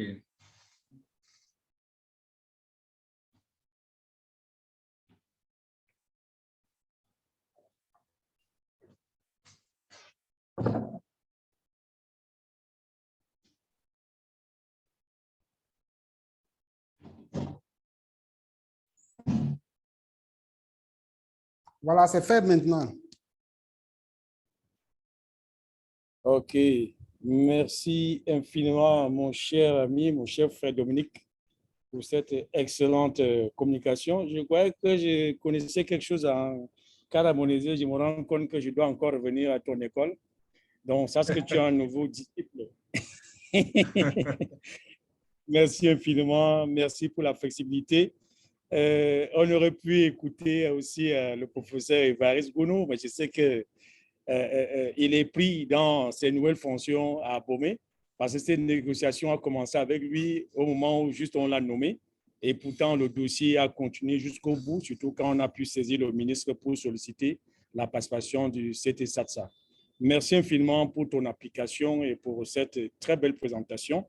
Je crois que j'ai essayé de prendre des notes. J'ai pu la résumer en 13 points. Le premier point, c'est la parfaite présentation de la structure de CT-SATSA. Parce que quand je viens souvent à quoi, je vois juste mes amis, je ne sais pas qu'elle est aussi étendue. Je vais vraiment passer en détail. Et aussi le montage institutionnel du système d'alerte précoce. Et c'est très bien de le détailler ainsi parce que le 8 prochain, le 8 juin, on aura une présentation de l'NPC qui va également nous présenter côté protection civile. Donc là, on est bien servi côté alerte précoce, sécurité alimentaire. Ça fait un bon complément à ce qu'on va avoir dans 2 semaines. Troisième point, c'est vraiment le cycle d'analyse et les étapes. Je crois que c'est assez clair maintenant. Les gens vont comprendre que quand on voit une carte, il y a des étapes rigoureuses qui sont suivies et les structures qui participent ne viennent pas par hasard. Et surtout, les opportunités de financement qui se posent. Parce que les bailleurs aujourd'hui sont très, très regardants sur les sites des partenaires qui font ce genre de méta-analyse. Que ce soit l'IPC, que ce soit le cadre harmonisé, que ce soit la GVSAN. Aujourd'hui, quand on va déposer une requête sur un bailleur, il va d'abord sur le site des structures qui peuvent fournir ces cartes-là pour voir si vraiment là, vous voulez intervenir en besoin. Et à quelle période est-ce qu'il faut aussi positionner ces requêtes. Donc, ce quatrième point-là est très important pour les OSC. Malheureusement, ils ne sont pas nombreuses, mais on a une vingtaine qui sont connectés. Au moins, ils savent déjà comment est-ce qu'ils peuvent utiliser le cadre harmonisé comme outil de plaidoyer, comme outil d'argumentation aussi de financement et de positionnement aussi pour la cartographie. Le phasage du CH, c'est très bien pour que les gens comprennent que quand on voit le rouge, le jaune ou le vert, on comprend maintenant la symbolique de ces couleurs-là, que cela reflète l'état de la situation alimentaire dans une zone sur la base de ce qui a été utilisé comme matériau. Et également, j'ai beaucoup aimé les 4 fonctions, parce qu'il y a la fonction qui est fondamentale, la première, le consensus. Il faut s'assurer que la matrice que tu as présentée, toutes les sensibilités y sont présentes et toutes les spécialités aussi. Les protocoles spéciaux, pour qu'on n'oublie pas les situations atypiques, comme on connaît, telles que tu les as citées, les déplacés, les cas des révolutions qui se réveillent par-ci, par-là. Les preuves directes et les preuves indirectes. Et ça, c'est le 8e point que j'ai pu résumer pour que les gens comprennent que lorsqu'on doit alimenter le cadre harmonisé, c'est aussi l'un des buts de cette session, c'est de mobiliser les OSC pour fournir à la CT-SATSA des preuves afin que les analyses soient valides. Donc, on n'utilise pas n'importe quelle preuve et il faut calculer les indicateurs tels que l'orthodoxie le recommande au niveau mondial. Les résultats préliminaires, les résultats secondaires, à savoir, quand on dit cadre harmonisé, on a des résultats primaires spécifiques, des résultats secondaires qui peuvent être ajoutés. Donc, on n'ajoute pas, comme on dit souvent, des brindilles à la canne à sucre pour dire qu'on peut construire une maison. C'est qu'il y a un certain nombre d'éléments fondamentaux et spécifiques qui sont recommandés. Sans oublier les facteurs contributifs qui viennent souvent argumenter, qui permet de soutenir les conclusions qu'on s'apprête à tirer en utilisant les preuves directes et les preuves indirectes. Les résultats des cadres harmonisés, c'est vrai, tu as dit que ça ne te plaît pas, mais tu as bien conclu en disant que c'est la réalité. On doit s'y mettre, on doit s'y conformer. Parce que si on dormait sur le laurier, on doit comprendre que nous ne sommes pas à l'abri de tout ce qui se passe dans le reste du monde. Il faut qu'on se serre les coudes pour être plus solidaire, pour être beaucoup plus proactif, construire des consortiums afin d'aller à la recherche de financement et surtout d'intervenir même s'il n'y a pas de financement. La fiche de communication enfin, de la population lambda. Au passage, je signale qu'elle a été partagée dans les différents forats où le vie en harmonie avec la nature est impliqué. On va également la partager largement au niveau de l'OSC. On voulait que cette présentation-là ait d'abord lieu avant qu'on la dissémine au niveau des pôles thématiques de la maison associée civile. Et la fiche des décideurs, celle qui est justement affichée, elle est vraiment synthétique. Je crois qu'avec cette fiche, 1,5 pages, le décideur facilement, il va décider de prendre action ou de ne pas prendre action. Mais forcément, il va prendre action parce que lorsqu'on sait la situation qu'on avait il y a 10 ans et qu'on voit qu'il y a plus d'une dizaine de communes qui sont en phase 3, il y a de quoi se mouvoir, ne pas croiser les bras. Merci infiniment, mon cher ami, mon cher frère Dominique. On va ouvrir un premier rang de questions. Donc, pour les interventions, soyez vraiment brefs. Vous avez vu Dominique, il a beaucoup parlé. Il faut qu'on lui donne le temps de se reposer, surtout qu'on lui a piqué sa pause.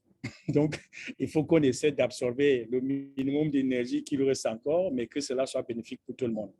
Vous pouvez lever juste la main, vous intervenez. On ne va pas faire une liste. Donc, on va prendre les questions. Dès qu'on atteint 5 personnes, il va regrouper les réponses. On va encore offrir un second round. Donc, premier round.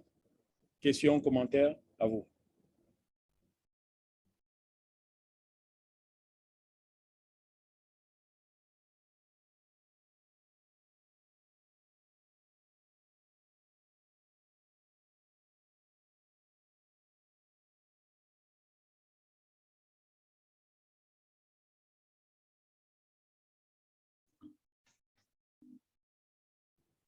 Monsieur Niquez, baissez la main et maintenant vous intervenez.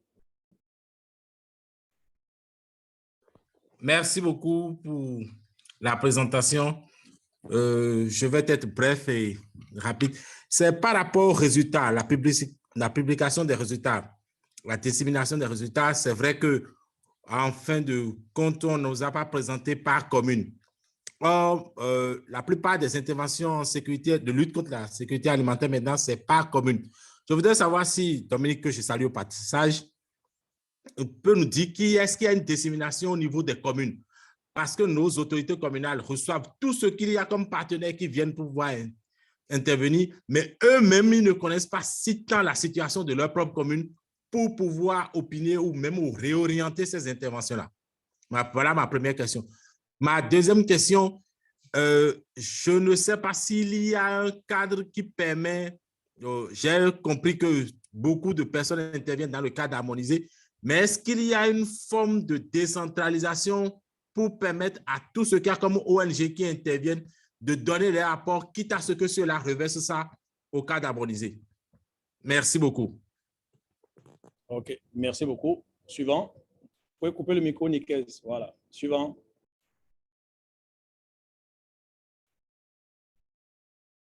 Il n'y a plus de main levée. Je ne vois aucune main levée. Bon, je ne vois pas de main levée. OK. Apparemment, c'est le seul intervenant. OK, vas-y, Dominique. Merci beaucoup, M. Guy. Merci beaucoup, chers collègues, chers frères Niquez, que j'ai vu maintenant il y a très longtemps. C'est un plaisir de t'écouter également.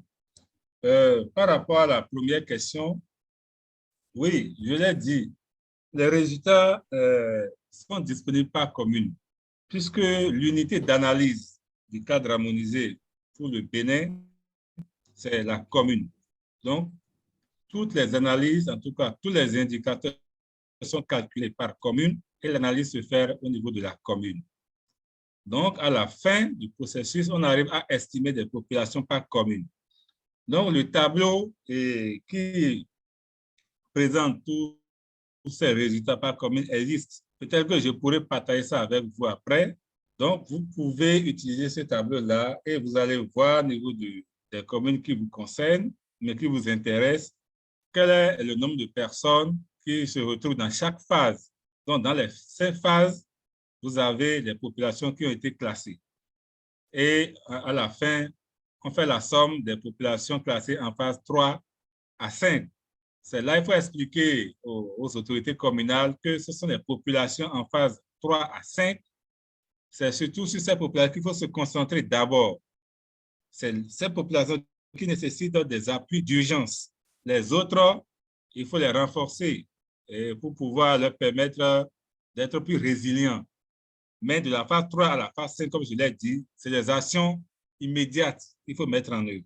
Donc, ce tableau existe. Je pourrais toujours le partager avec vous après. Alors, est-ce que le CH est décentralisé? Ça, c'est une très bonne question.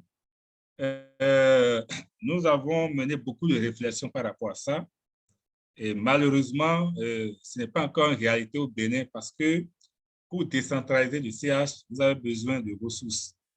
Je vous explique un peu que pour l'analyse, non seulement vous avez besoin des indicateurs par commune, mais pour conduire l'analyse elle-même, vous avez besoin d'un minimum de participants. Le tableau là, que j'ai présenté tout à l'heure et qui fait l'inventaire, disons, des acteurs qui devraient intervenir pour analyser la situation, au niveau du département, vous devrez normalement avoir un représentant de ces structures-là pour pouvoir conduire l'analyse. Pour le moment, on n'a pas encore les ressources pour le faire. Deuxième chose, l'analyse, elle-même, doit être facilitée par un coach, en tout cas quelqu'un qui s'y connaît.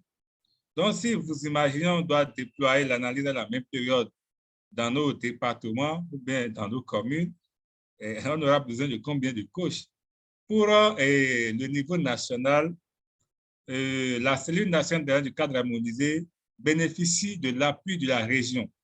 Il y a un ou bien deux coachs au niveau de la région qui viennent dans le pays et qui assistent les experts nationaux que nous sommes pour pouvoir faire l'analyse. Est-ce qu'au niveau de la région, on peut envoyer des coachs au niveau de dans nos départements et combien? Ce n'est pas évident. Cependant, ce qu'on peut faire et qui se fait dans d'autres pays, je connais bien l'exemple du Sénégal, ils ont décentralisé le CH comment? Ils disent que, comme nous n'avons pas de ressources pour pouvoir mobiliser du monde pour faire l'analyse de façon complète, toute l'analyse, alors nous allons analyser ce que nous appelons les facteurs contributifs, c'est-à-dire les indicateurs liés aux dimensions, aux 4 piliers de la sécurité alimentaire et aux dangers de vulnérabilité, qui sont des indicateurs qui influencent, disons, les résultats que j'ai présentés, les indicateurs de résultats, et qui permettent de faire la classification finale. Ils disent que nous, puisque le tout se fait au niveau communal, nous allons collecter les données concernant nos communes.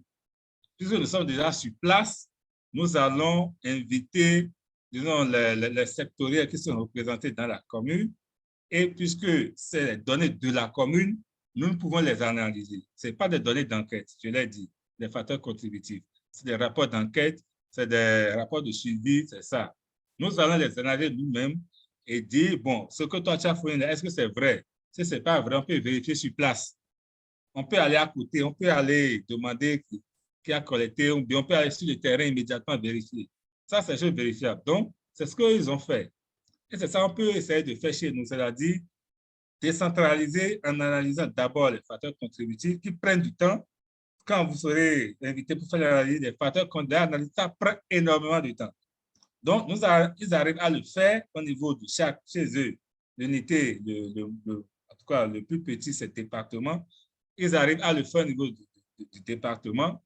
Et après, les résultats qu'ils obtiennent, ils envoient ça au niveau national. Donc, l'analyse est conduite dans un second temps au niveau national où on a déjà les facteurs contributifs qui sont déjà analysés. Donc, tout ce que la cellule nationale d'analyse du cadre se réunit pour faire, c'est d'analyser les résultats, c'est-à-dire les indicateurs qui sont issus des enquêtes. Donc, c'est ça que la cellule organise puis analyse. Et maintenant, ajoute l'analyse que les autres ont déjà fait au niveau des autres, au niveau des départements, et passe maintenant à la classification de chaque département et estime les populations. Donc, voilà un peu ce qu'ils font et je crois que c'est un exemple que nous devons copier et suivre ça, arriver à faire au moins les facteurs contrôlés au niveau de notre département, au niveau de nos communes, nous chez les communes. Et si on arrive à le faire, la télé, même au niveau national, ira bien vite, puisqu'on aurait déjà analysé les facteurs contrôlés au niveau des 77 communes. On n'aura qu'à analyser les indicateurs de résultats et puis faire le phasage de chaque commune et puis estimer les populations. Je crois que c'est un défi que nous devons relever et par la grâce de Dieu, avec votre concours. C'est pourquoi ce masterclass, ça me plaît beaucoup. Ça nous permettrait d'avoir la contribution de tout un chacun de vous pour pouvoir non seulement faire des enquêtes, mais aussi organiser des ateliers de cadre harmonisé, décentralisé et aussi au niveau national. Voilà ce que je peux apporter comme élément de réponse par rapport à votre préoccupation. Oh, OK, merci infiniment, Dominique. Je voudrais vraiment prier tous ceux qui sont connectés de bien vouloir souvent écrire en entier leur nom dans l'identifiant. Ça me permet de savoir qui est connecté. Vu qu'il n'y a pas d'autres mains levées, je vais quand même lever une main qui est très discrète et qui ne saurait finir ce masterclass sans dire un mot. Je veux nommer Dr Colette Azandjeme, qui nous a pris en cours de route, mais j'espère que le peu qu'elle a pu suivre rentre vraiment en ligne directe, en étroite vraiment convergence avec les débats qu'on a souvent eus, elle et moi, en ce qui concerne la recherche et l'enseignement pour la nutrition et surtout les sécurités alimentaires. Donc, docteur Colette Azandjeme, si vous pouvez dire un mot avant qu'on ne conclue la séance. Et au passage, la réunion qu'on aura avec le directeur de l'IRSP le 14, ce sujet du carbonisé devrait faire partie de notre ordre du jour.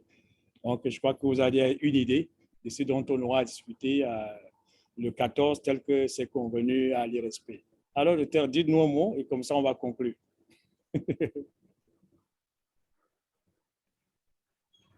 Docteur Zanzeme? Apparemment, elle n'est pas à côté de sa machine. OK. Apparemment, elle n'est pas à côté de la machine. En tout cas, on a un rendez-vous avec le directeur de l'IRSP le 14 juin.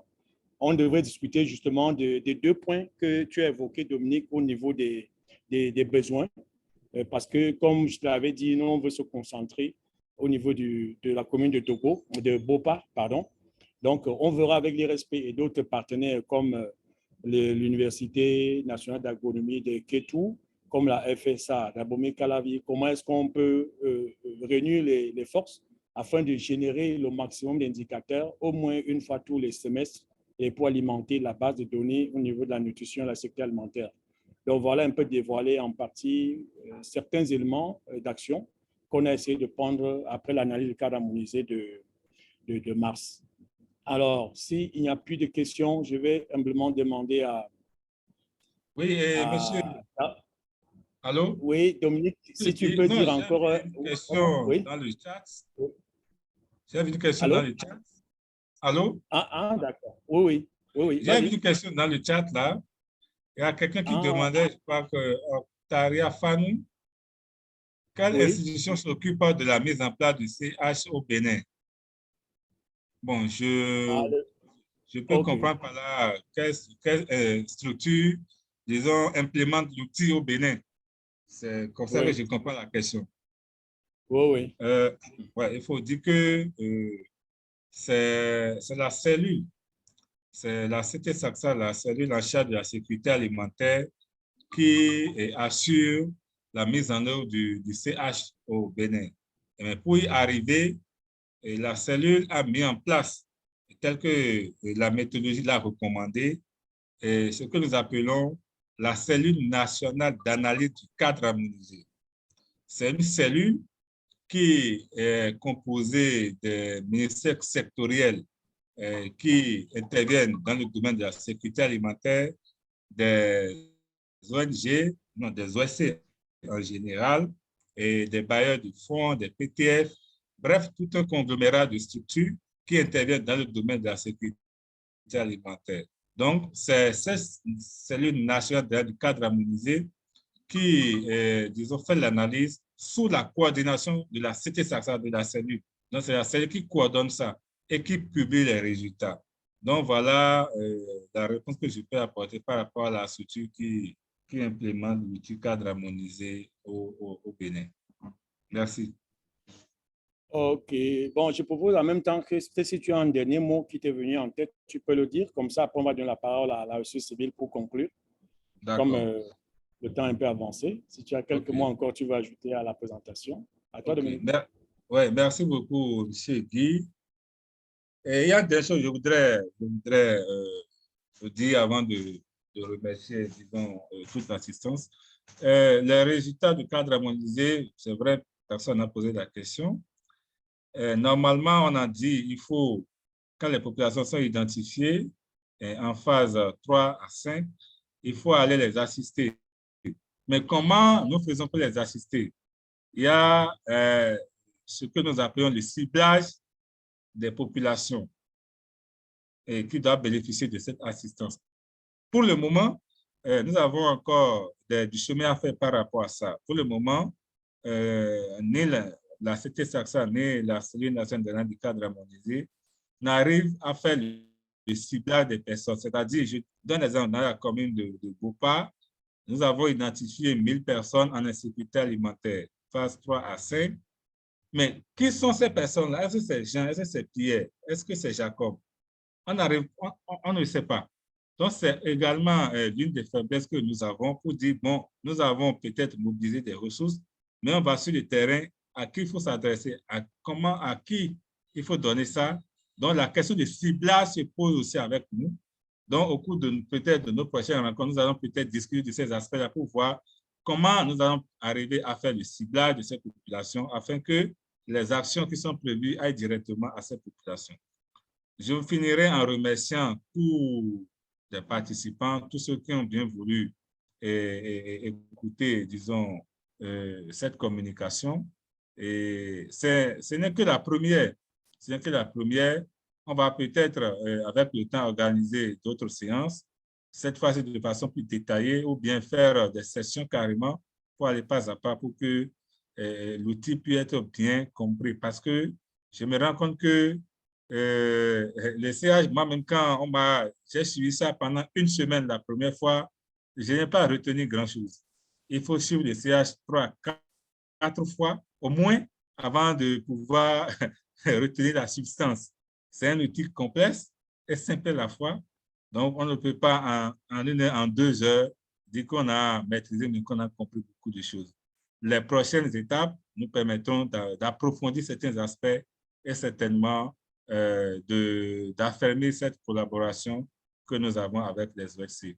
Merci beaucoup, M. Guy, pour cette initiative et merci à tous les collègues qui ont préparé, disons, à ce webinaire. Merci. Merci infiniment. Tout le mérite vous revient. Nous ne sommes que vos humbles serviteurs. Et comme tu l'as dit, ça, ce n'est qu'un début. Et c'est quand même un projet. On voulait tenter ceci cette année. Comme on avait convenu, en décembre, on va s'asseoir avec tous ceux qui ont intervenu pour évaluer l'impact direct et voir comment on peut approcher les différents sujets les prochaines années. Donc, Inch'Allah, oui. Oui, je veux juste rappeler qu'après toutes ces connaissances reçues, le lien pour le post-test est lancé dans le chat. Ah oui, oui. Merci, merci. Heureusement que tu es toujours là. Donc, vous voulez bien commencer à remplir le post-test parce qu'on est pratiquement à la fin. C'est juste les 5 questions. Hein. Ces 5 questions, répondez-y, s'il vous plaît. Ça nous permet de voir qu'est-ce que tout ce capital de savoir-là a apporté face à votre sacrifice que vous avez consenti en vous connectant aujourd'hui. Donc, veuillez faire le post-test. Donc, comme je le disais, on va continuer la réflexion. Merci infiniment, Dominique. Transmets nos remerciements sincères au docteur Évariste Gounou, qui est certainement très occupé. Sinon, il aurait pu prendre au moins 5 minutes pour intervenir. Merci au professeur Hassan Monique, qui nous a suivi de bout en bout. Merci au professeur Hassan Djemé, qui a suivi également cette communication. Et tous ceux qui sont connectés, dont j'oublie les noms, je serai cité ici. Je sais qu'on vous a pris au moins 2 heures de temps. Je vous propose de vous convier à vos activités professionnelles traditionnelles et on se donne rendez-vous à la même heure, 12h30, le 8 juin. Et là, on va parler de la protection civile avec l'ANPC du Bénin. Donc, de grâce, ne vous déconnectez pas, restez connectés. Je vais passer le mot, comme on dit, le mot du berger à la bergère. Comme c'est l'OSC, la maison civile qui a ouvert, c'est elle qui va encore clôturer Donc, j'ai l'impression que le directeur est toujours pris. Donc, Mathias, tu voudras bien clôturer la séance, s'il te plaît, si le directeur n'est toujours pas disponible. À toi. Mathias? Mathias? Voilà. Allô, Mathias? Bon, moi, il n'est pas à côté. Allô, Mathias? J'ai l'impression qu'il ne m'entend pas. Bon, je ne vois Allô, pas monsieur le directeur. Oui. Donc, je te sollicitais, je ne vois pas Armand connecté. Donc, si tu peux conclure et clôturer la séance, s'il te plaît, voilà, au nom du directeur. Oui. Et désolé, le directeur a voulu lui-même ouvrir la séance et la clôturer, mais actuellement, il est en train de se connecter, ça ne prend pas. Mais il ne voudrait pas il ne voudrait pas vous retenir davantage à cause de cela. Je voudrais vous porter toute sa gratitude, toute sa joie de voir cette session se dérouler et de voir toutes les personnalités qui ont trouvé un intérêt à cette formation. Il est bien content. Comme M. Guy l'a dit, c'est un processus pour renforcer nos capacités, pour apporter la contribution des organisations de la société civile pour le développement du pays. Et je voudrais que nous prenions rendez-vous le 8 juin tel que le docteur l'a dit pour continuer le mouvement. Merci beaucoup. OK, merci. OK, donc, de grâce, ne vous déconnectez pas sans faire le post-test. Nous, on va le récupérer de l'autre côté de la vitre et ça nous permettra de fournir le résultat à Dominique. Donc, merci infiniment, Dominique, et bon après-midi. Salut, Gildas. Okay. Salut, Ghislain, toute l'équipe, Évariste. On est en famille. OK. Merci beaucoup et à bientôt. Oui. À bientôt, oui.